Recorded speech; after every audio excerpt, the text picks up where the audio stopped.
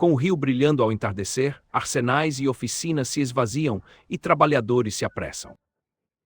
Berinach chegam confiantes, movendo seus quadris esbeltos. Os bustos eretos formam coluna, com cesta balançando na cabeça. Dentro estão as crianças, destinadas um dia a serem mortas na tempestade.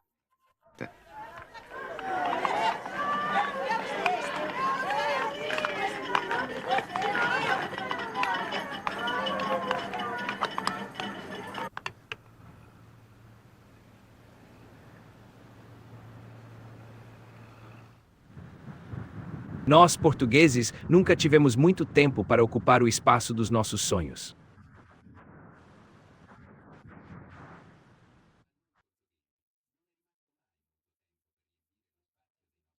Talvez porque, como nenhum outro povo, inventamos um império demasiado grande. No século XV, em Lisboa, construímos uma nau ousada, descobrimos outros povos e nos esquecemos de nós mesmos. Fernando Pessoa afirma que criamos um novo mundo apenas para nos dilacerarmos e nos entregarmos a uma miséria comum.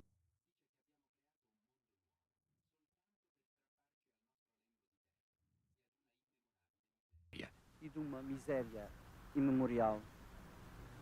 De nossa grande aventura, não nos tornamos muito mais ricos, mas nas ruas de Lisboa permaneceu um aroma do Oriente que ainda pode ser sentido hoje. Nos é sensível. Como Veneza. Assim como Veneza, Praga ou Samarcanda, Lisboa é uma cidade imaginária, espalhada pelo mundo, ligada por fios que ainda são visíveis hoje, sobrevivendo ao seu esplendor extinto. É verdade que já não navegam nas águas. Agora, no Tejo, as naus das descobertas já não navegam. Retornamos às praias de Belém, de onde, por séculos, havíamos sido abandonados por nós mesmos. De volta, nus e pobres como no início. O que nos resta, como diz Fernando Pessoa, é a glória e a nostalgia. Mesmo que apenas a nostalgia fosse o essencial, pois ela é a nossa maneira um tanto triste de recuperar no tempo tudo aquilo que foi alegria sem medida.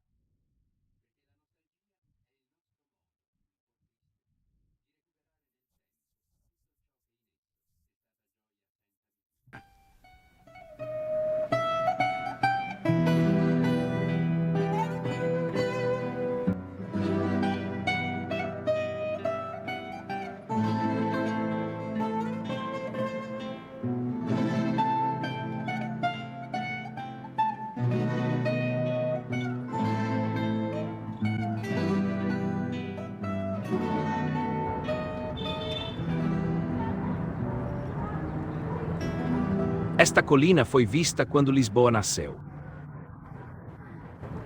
Cidade de origens lendárias, ela viria a nascer. Esta colina viu Lisboa nascer, talvez de um castelo romano. Depois foi sitiada e era árabe quando, em 1147, Afonso Henriques, o primeiro rei de Portugal, a reconquistou. O castelo, que junto com o Tejo foi a origem da cidade, abrigou as primeiras moradias do rei. A catedral, outra memória do século XII, atravessou um longo espaço no tempo e mantém sua memória. Ambas são as duas pedras fundamentais desta Lisboa, nascida do amor entre a colina do Castelo de São Jorge e o rio Tejo.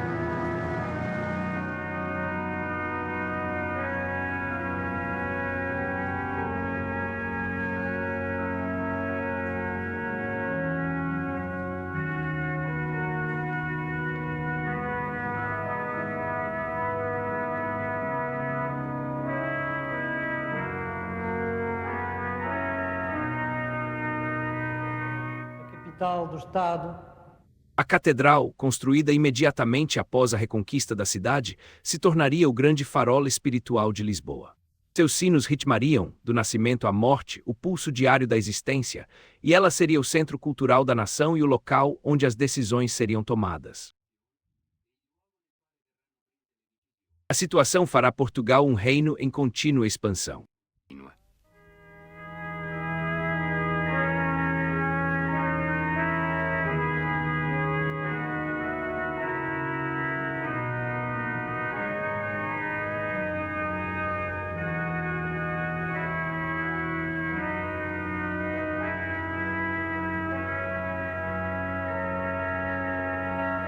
Obrigado.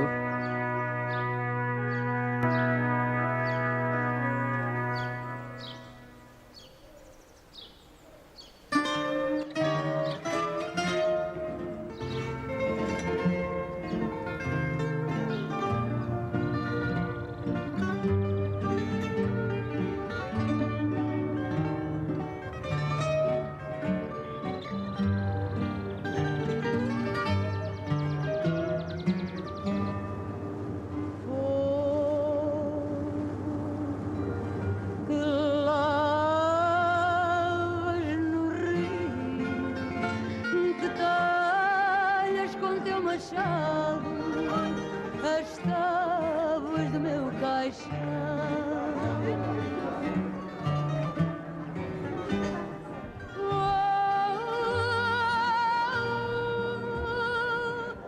Que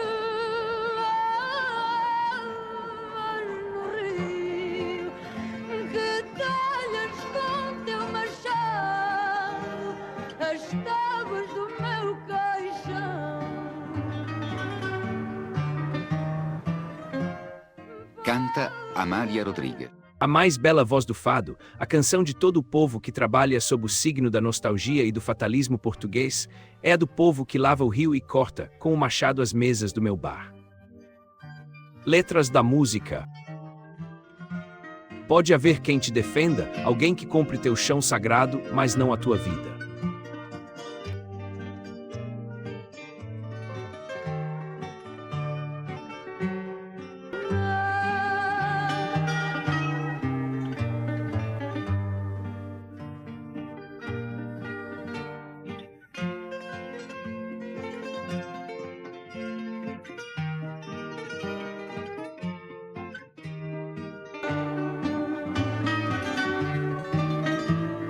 Fui ter a mesa redonda para beber numa tigela que esconde o beijo de mão em mão.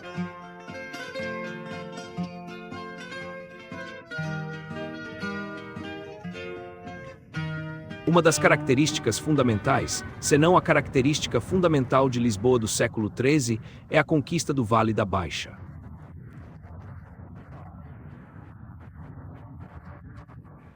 Durante todo o século XIII, perdurou a conquista do Vale da Baixa, destinado a se tornar o coração da cidade, que as muralhas da Ribeira protegiam contra os assaltos dos piratas muçulmanos.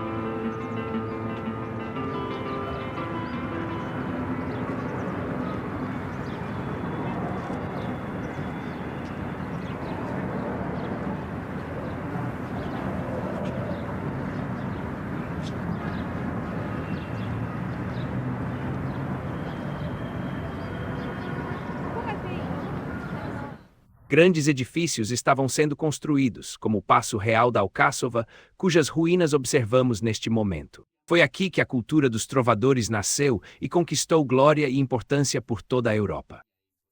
Neste local, poetas, atores e jograis cantaram e recitaram dezenas de canções como as recolhidas no Cancioneiro da Ajuda.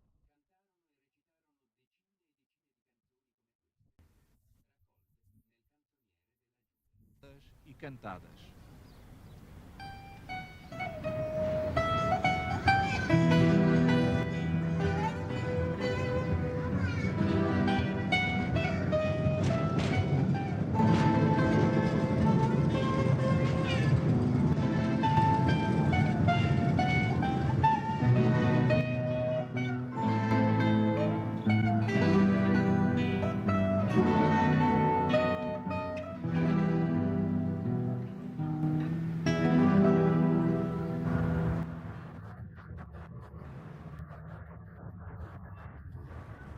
As muralhas estavam tomadas, e muitas pessoas se encontravam também do lado de fora. Não apenas aqueles designados para a defesa, mas também todos os outros que haviam escutado os sinos da torre da catedral e os demais alertas. Dizem que os castelões mostraram grande coragem, pararam de trabalhar e correram com armas em suas mãos. Ali estavam as muralhas cheias de gente corajosa, que fazia soar seus trombones e lançava insultos, lanças e espadas.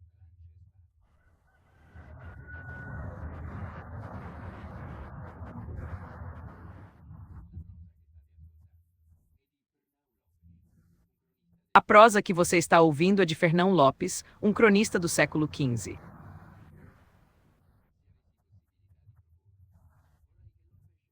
Eu proporia Lopes como patrono ou guardião do espírito da cidade. Ele foi o primeiro a descrever o nascimento de nosso povo e o único a dar a esta cidade aquele tom épico que ainda permanece. Esta cidade, esta população, as reações. Ele sempre narra sobre as pessoas. A gente nas ruas, nas praças, a gente do castelo, os homens que correm para as muralhas e as moças atrevidas que cantam canções de desafio aos sitiadores.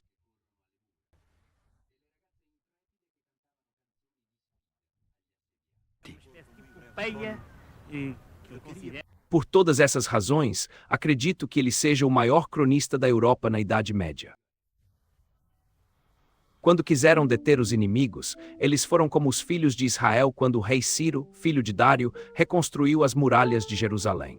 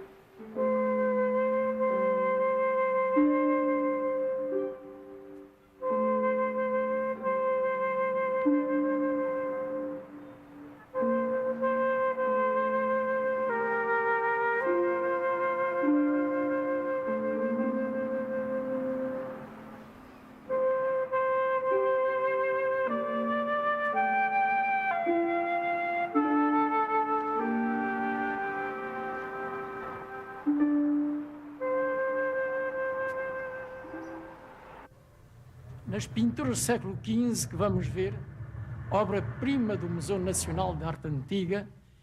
Nas pinturas do século XV que veremos, uma assembleia solene de 60 pessoas é representada em escala monumental e com notável qualidade pictórica.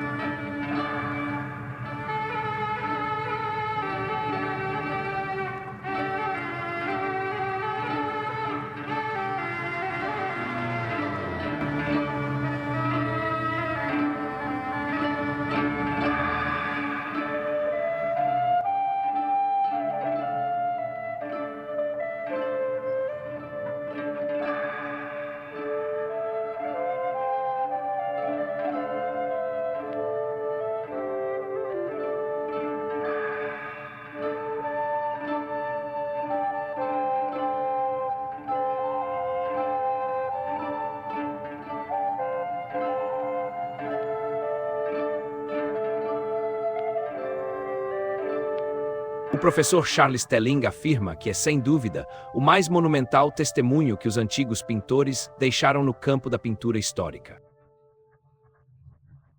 Seu autor, provavelmente Nuno Gonçalves, foi o pintor do rei Afonso V, entre 1450 e 1470. Francisco de Holanda, outro pintor português, o cita como um dos maiores de seu tempo, tendo escrito em 1548 um tratado sobre a antiga pintura de seu país.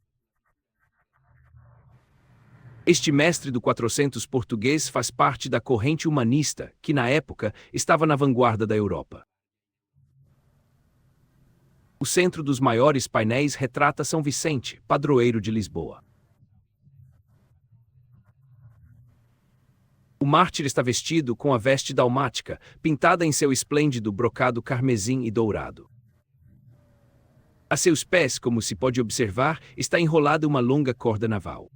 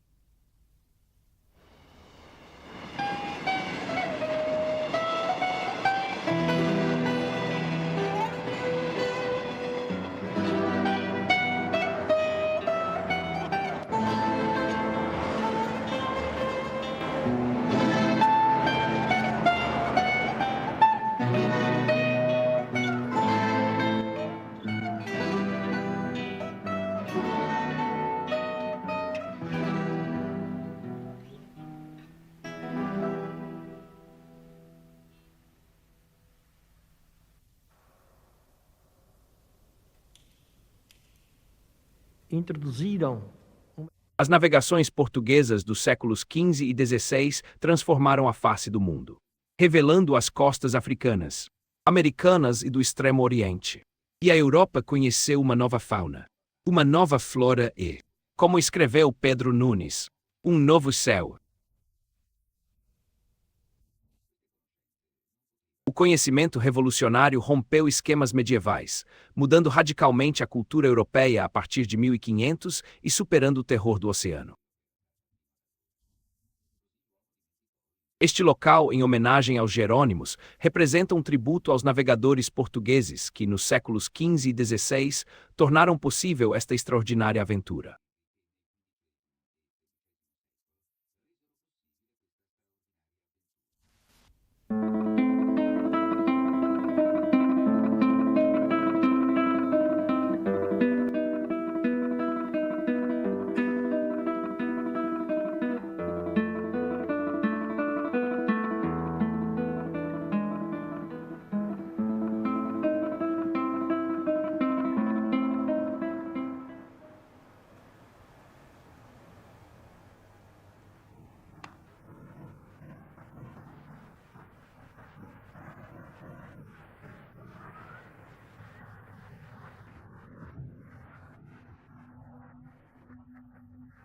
Alto da Índia é a personalidade que melhor representa, na nossa perspectiva de hoje, Gil Vicente, autor do Alto da Índia que observamos, é quem melhor representa essa ruptura com o passado.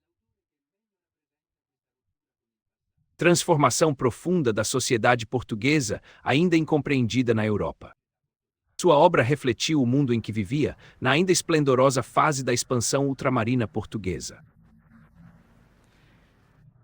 O poeta lírico, mas sobretudo dramático, expressou em sua obra quase todos os grandes problemas do mundo em que vivia, incluindo os temas eternos do conflito entre seres humanos e a divindade. Também abordou o inquestionável diálogo entre a vontade e o destino. E com varões de alta estirpe, com alegorias de vícios ou de virtudes. Entre seus personagens figuravam anjos e demônios, vícios e virtudes, figuras do Antigo e Novo Testamento, negros e brancos, judeus e mortos, tudo conforme descrito por Vitorino Nemésio para representar os humildes.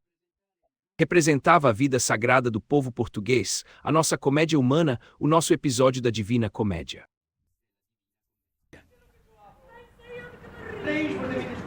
cierto. Reís por el mal que padezco. Reís pues que tenéis por cierto que mirarvos no merezco. Andar em paz. Oh, mi vida y mi señora, luz de todo Portugal, tenéis gracia especial como linda matadora. Supe que vuestro marido era ido. De onde se foi? Al diablo que lo doy el desastrado perdido. Que más india que vos, que más piedras... Que coisa mais linda do que estarmos juntos nós dois. Não foi Juan de Zamora quem me arrastou, fui eu que Deus me perdoe, me deixei levar por meia hora. Os sons das ondas do mar, da praia ocidental do Itani. Ele narra o drama de uma mulher cujo marido foi às Índias, seduzido por uma castelhana que se dizia a mais bela do lugar. E entre gentes remotas, construíram um novo reino que tanto sublimaram, e também as memórias gloriosas daqueles reis que foram dilatando a fé, o império e as vastas terras da África e da Ásia. Gil Vicente, em termos dramaticamente substanciais, molda a visão que temos da primeira metade do século XVI em Portugal, narrando a crise e as fraturas causadas pelas descobertas e viagens.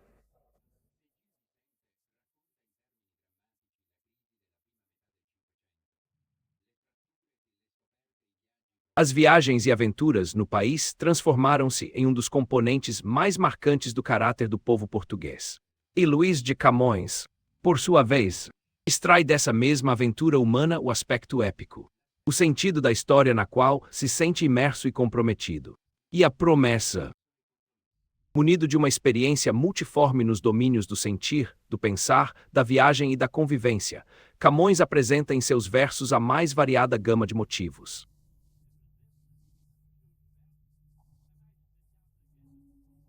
Estes se estendem até as reflexões sobre a história na qual ele estava imerso e comprometido. Quanto aos Lusíadas, seu poema épico, poucos no gênero se comparam a ele no fulgor da inspiração, na vertiginosa ligação de fatos e ficções, no constante contraponto de um choque entre o conhecimento concreto, os mitos históricos e outras criações muito pessoais e livres.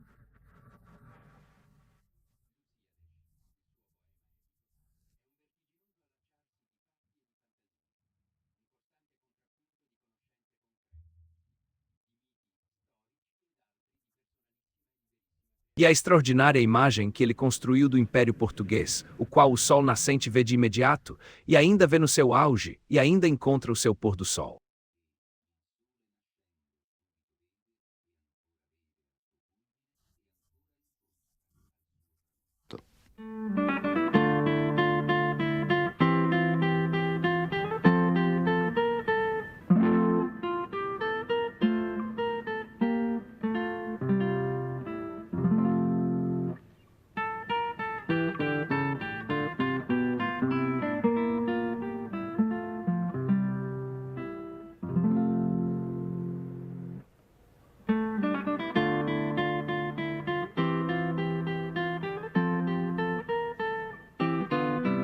Obrigado.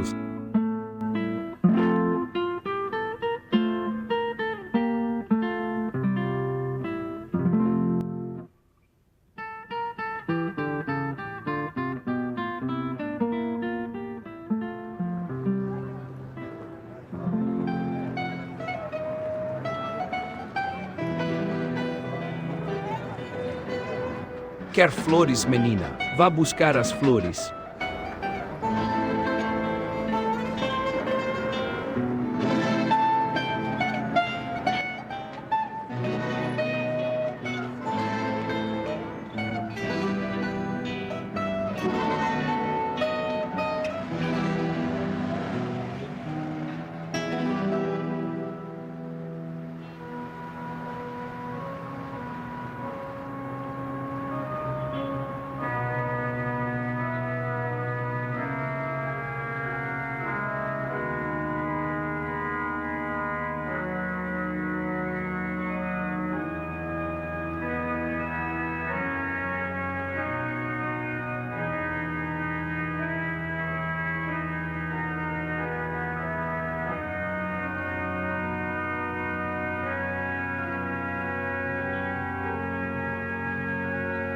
Em nosso tempo, as pessoas aqui em Portugal vão ouvir o pregador que explica o Evangelho, Hoje, porém, será o Evangelho a explicar o pregador. Esta é a notícia que lhes trago do novo mundo.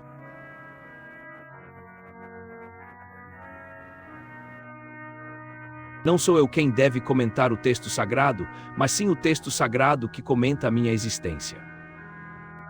Se eu quiser dominar as suas palavras, ele gritará em silêncio. Devo reconhecer a Deus.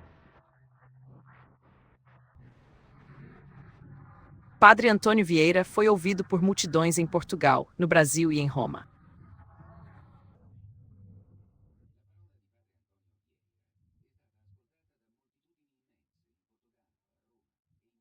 Ele era um homem de palavras, com a palavra sutil e engenhosa dos sermões da corte. Aqui em São Roque, o rei vinha ouvi-lo. Suas palavras incluíam os sermões sutis para a corte e os violentos sobre o Brasil, com a denúncia dos abusos contra os indígenas, além de serem visionárias, cheias de sonhos e projetos.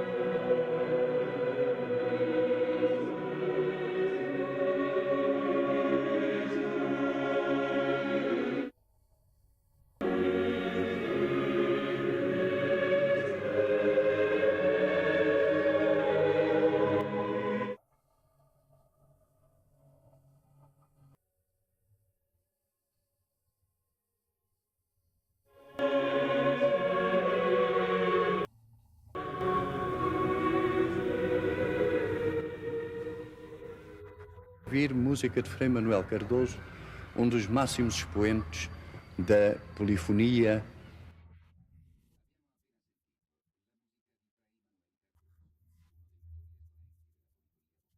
portoghese. A história da música europeia foi, no entanto, talvez ainda mais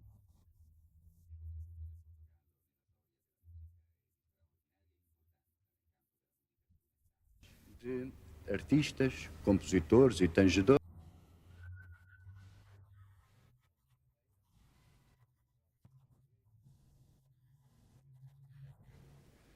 Ainda nos deteremos em Carlos Seixas, uma figura do século XVIII.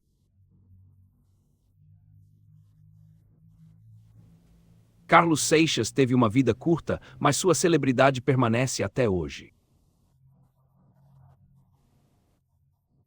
Antonio Carreira, Manuel Rodrigues Coelho, Pietro di Ara. E, acima de tudo, Carlos Seixas. Embora sua vida tenha sido breve, foi o suficiente para nos deixar dezenas de obras-primas para o clavicórdio, o cravo e o órgão.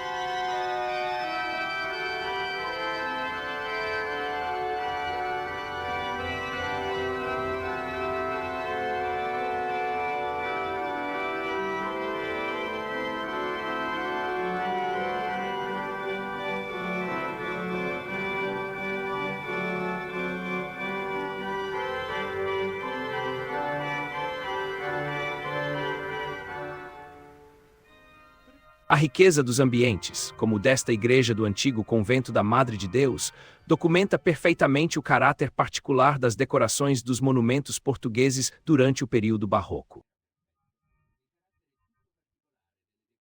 Essa particularidade reside no uso imaginativo de gêneros ornamentais muito diferentes entre si, como telas pintadas, painéis de azulejos e a talha dourada.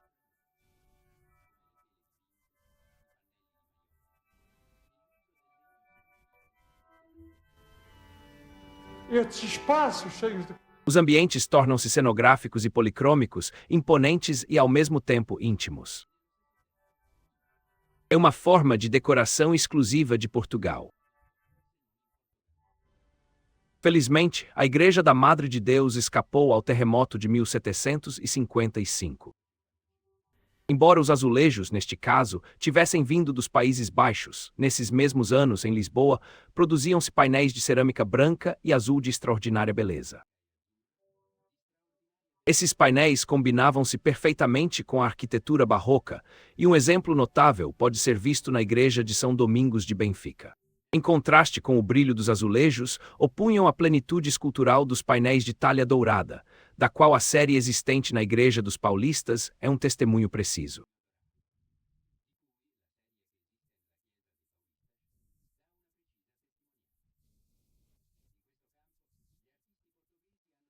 Neste campo, os artistas portugueses inventaram uma forma de expressão muito particular, ligada às colunas salomônicas que sobem pelas paredes até se fecharem em uma série de arcos concêntricos. Arte imaginativa e excessiva, sem lógica ou razão arquitetônica, expressa o espírito da Contra-Reforma e reflete a vasta riqueza de Portugal naqueles anos.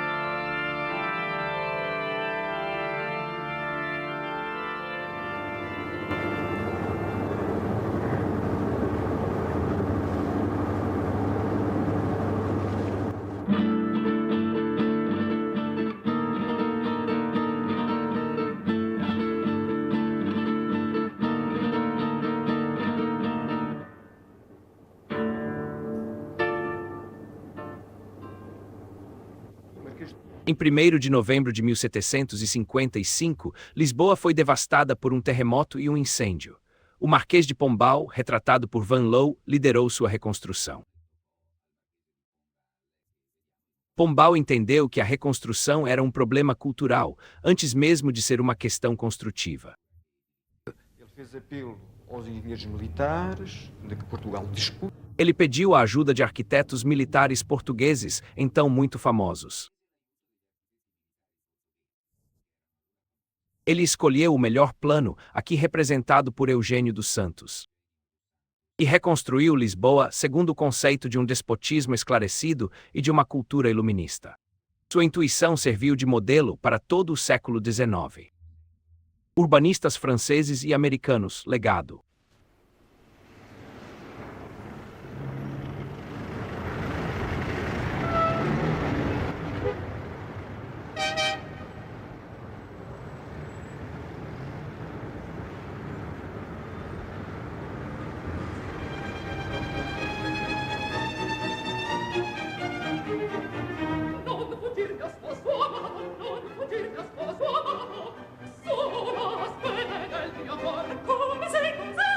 A ópera La Spinalba do século XVIII foi apresentada no Teatro San Carlo.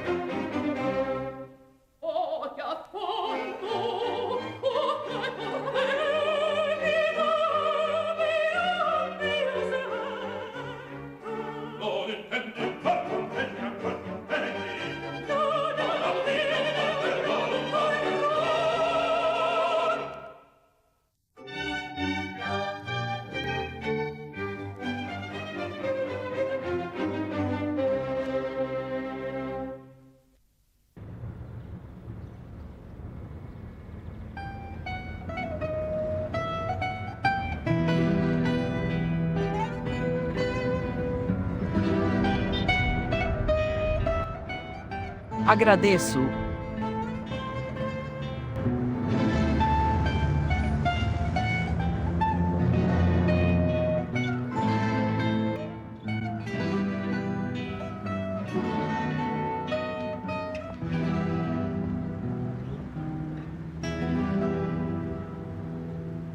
Oh meu Deus, meu Senhor, é agora. Nem um momento sequer. Embora 3 séculos tenham se passado, o drama português ainda está ligado aos longos dias, às partidas e à solidão dos cônjuges. Aqui, uma mulher que ficou sem amor acredita que o marido está longe, na guerra, morto, e encontra um novo companheiro. Mas o marido retorna do mar, a filha morre de dor, e a esposa busca o caminho para o convento. A mulher diz a Deus: "Você tirou tudo de mim, minha filha também, minha honra, minha vergonha e minha felicidade." É a voz do Senhor que vos chama. Vai começar a santa. O drama é desesperador. Refúgio no convento, única solução imposta pelo destino cruel. Jorge, meu irmão, meu bom... Você é tão prudente, ignora minhas dúvidas. Eu ficaria tão feliz se pudesse, querida irmã. Bem, você compreende. Madalena, minha senhora, todas essas coisas já são indignas de nós. Até ontem, nossa justificação perante Deus e os homens estava na boa fé e segurança de nossas consciências. Tudo isso acabou. Para nós, restam apenas estes mortais e o sepultamento em um claustro. Garrett e Wagner criaram Frei Luís de Souza e Navio Fantasma em 1843. Garrett escreveu Frei Luís de Souza em 1834, no mesmo ano em que Wagner compôs O Navio Fantasma. Ele estabeleceu um sistema de produção que duraria 1 século e meio, e pela primeira vez Portugal não estava atrasado. Garres havia inventado o Teatro Nacional e estabelecido uma máquina de produção que ainda se mantém até hoje. O teatro havia de ser sempre o centro da sua paixão. Mas, como muitas vezes acontece, o sistema que ele havia criado acabou o colocando de lado. Não tem literalmente nada a ver com a imagem. Ele foi o poeta da aceitação da morte em vida, do exílio e da distância que tanto marcaram a história de Portugal.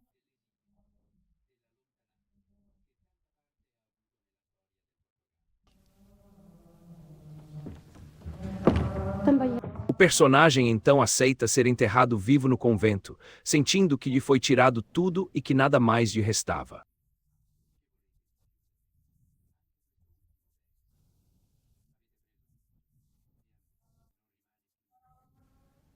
Com esse espírito, ele se prepara para a vestição, evocando a pátria querida que saudou na dor do exílio sobre as ondas inquietas.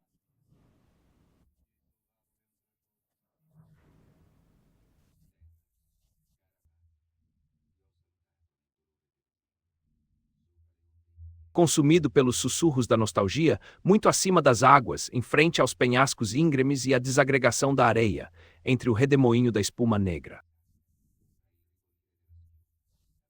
No topo de um alto promontório, um bravo ilhéu contempla seu império confinado, enquanto uma lágrima de escapa e o mar recolhe a onda incerta.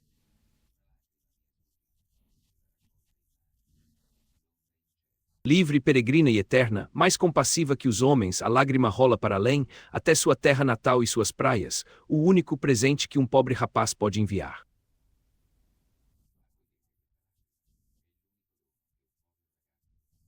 Do seu exílio foi escrito o verso: creio que Deus é Deus e o homem é livre.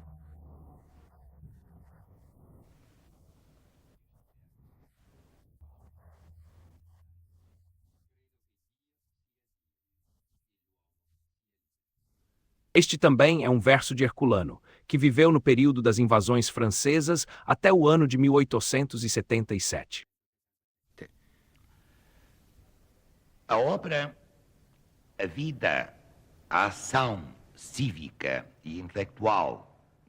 Sua obra e sua vida representam o coração de Portugal do século XIX. Ele cultivou suas aspirações por uma Europa a partir das raízes portuguesas, encontradas no campo da poesia, do romance, da história e da ação cívica.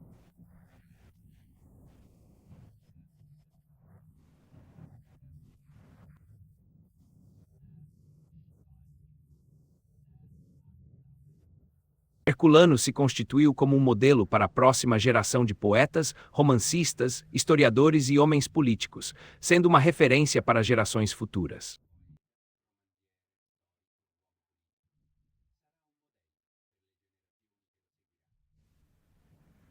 Uma passagem de Oliveira Martins sobre Alexandre Herculano afirma: a genialidade gerou seu pensamento, ele possuía uma inteligência lúcida, e sua lógica era dura, mas seu coração era de ouro. Por trás de uma aparência rígida e severa, escondia um caráter de educador afetuoso.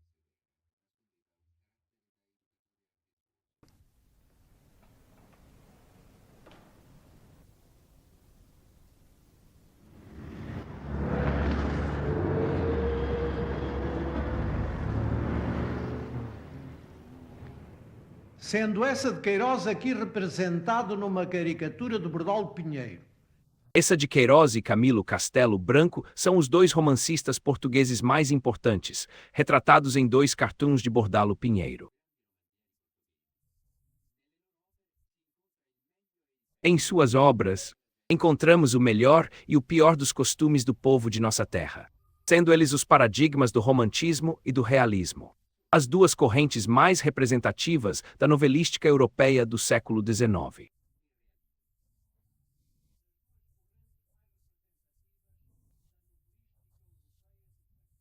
Essa de Queiroz teria desejado ser considerado o Flaubert português. Camilo Castelo Branco, por sua vez, almejava ser o Balzac da literatura do interior. Uma curiosa contradição. O autor de Os Maias nasceu no norte, mas Lisboa sempre foi o cenário de suas histórias. Ao contrário, o autor de Amor de Perdição, nascido em Lisboa, teceu sua extraordinária comédia humana entre o povo do norte de nosso país.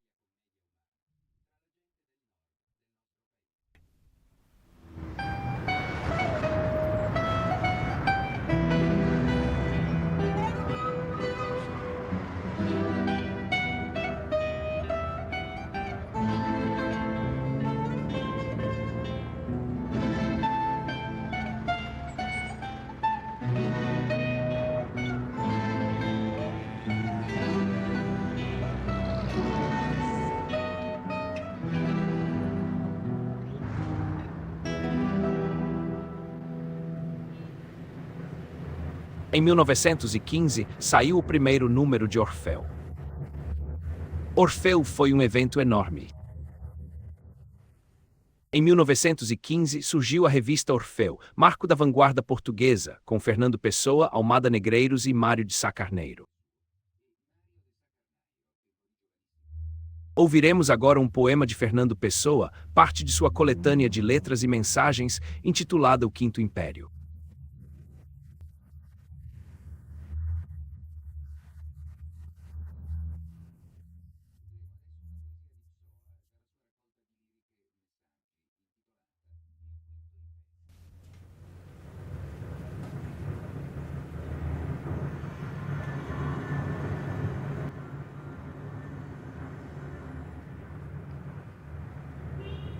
Triste de quem vive em casa, contente com seu lar, sem um sonho a sonhar.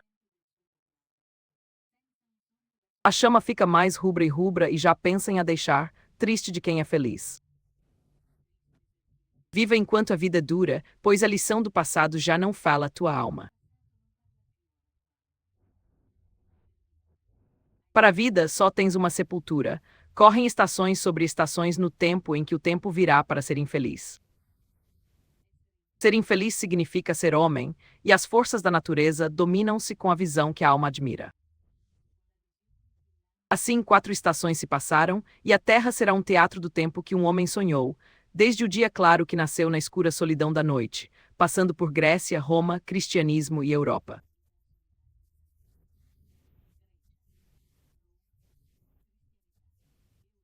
Quatro estações assim se vão. Onde as estações vão? Quem vem agora viver a verdade? Quem é morto, Dom Sebastião?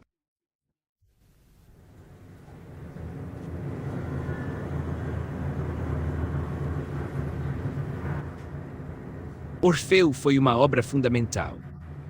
Junto à revista Orfeu, há uma obra fundamental da literatura do século XX, a poesia de Fernando Pessoa.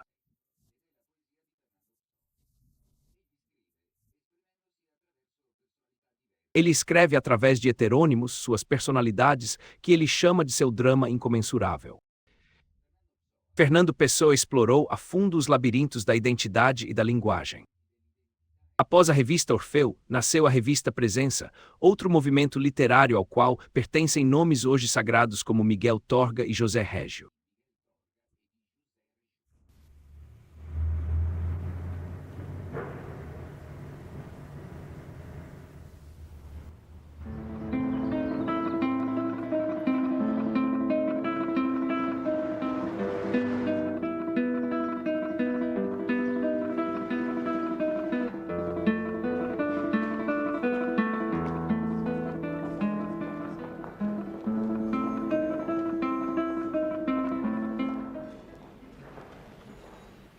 E até noutros países. A Fundação Gulbenkian é o instrumento contemporâneo de difusão da cultura portuguesa em Portugal e no mundo.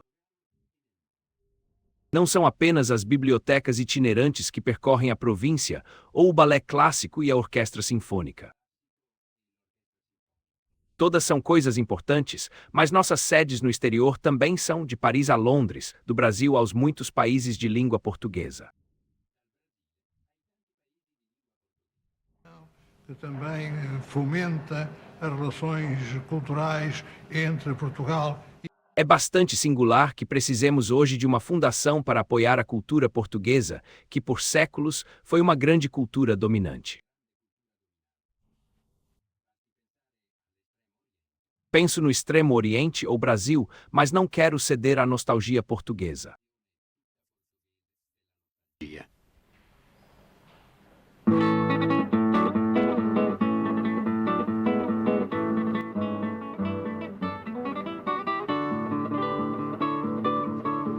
Obrigado.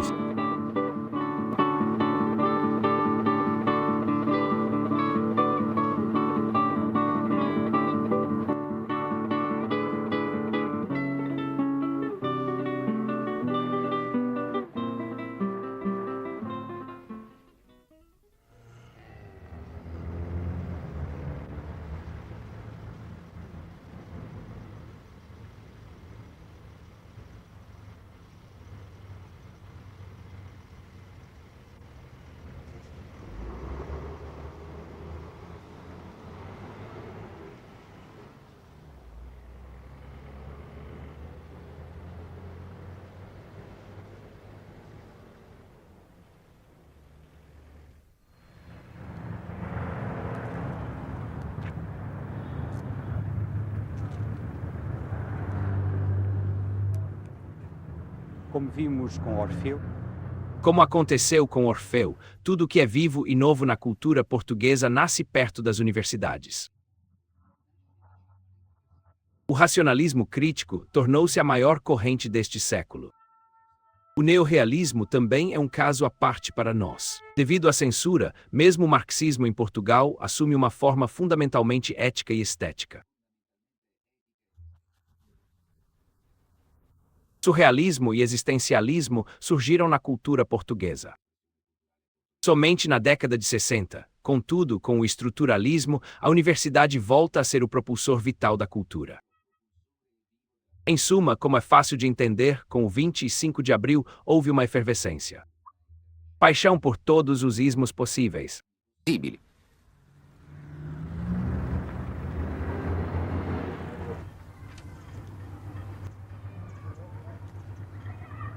Agora a calma retornou. Vivemos por mais de 40 anos em um regime dominado por um ditador solitário, Salazar. Fascismo. Certamente, mas um fascismo que, com o passar do tempo, perdia o gosto pelas grandes manifestações de massa e pelas cerimônias solenes, até se tornar um sistema de repressão medíocre e sombrio. Assim, a rejeição por parte dos intelectuais foi quase natural. Em seguida, a guerra colonial foi a última e mais desesperada versão do exílio secular português. E os jovens vieram transformar ideologicamente o exército português. Até a alvorada de 25 de abril. Quando, para os intelectuais e para toda a nação, a liberdade de criação finalmente retornou. La libertà di creare. Grandola Vila Morena.